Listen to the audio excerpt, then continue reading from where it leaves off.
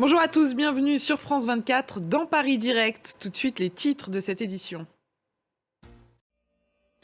À quoi va ressembler ce 1er mai en France? Comme tous les ans, des manifestations sont prévues dans le pays.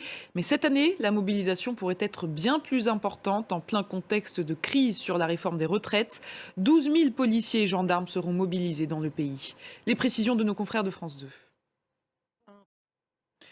La Russie touchée hier par des frappes ukrainiennes. Le bilan est de 4 morts. Ces bombardements surviennent après une intensification des frappes russes ces derniers jours en Ukraine.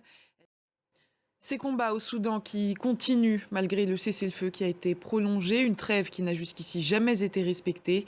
L'ONU évoque une situation sans précédent dans le pays et a même envoyé son haut responsable pour les affaires humanitaires, Martin Griffiths. Le point sur la situation au Soudan avec Laura Roudot. Les élections générales en Turquie, c'est dans moins de 2 semaines. Et hier, les deux principaux candidats, le président Recep Tayyip Erdogan et son rival Kemal Kılıçdaroğlu, ont rassemblé d'immenses foules. Dans les sondages, ils sont au coude à coude. Le récit de Jade Lévin. Cette large victoire de Santiago Peña à l'élection présidentielle au Paraguay. Le candidat conservateur est arrivé en tête avec 42,7% des voix contre 27,4% pour son rival de centre-gauche, Efraín Alegre. Dans le pays, les conservateurs sont au pouvoir depuis plus de 70 ans. Nicolas Chamontin. Dans 5 jours, le monde entier aura les yeux rivés sur Londres et pour cause, on assistera au couronnement du roi Charles III.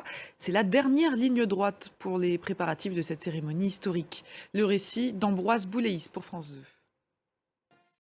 Charles III va donc officiellement entrer dans l'histoire après les plus de 70 années de règne de sa mère. Sa popularité a du mal à décoller, il est même souvent hué lors de ses sorties. Le récit de Maëlys Septembre, Charline Madini et Léna Soudre. Et c'est la fin de cette édition. Merci de l'avoir suivi. L'information continue sur France 24.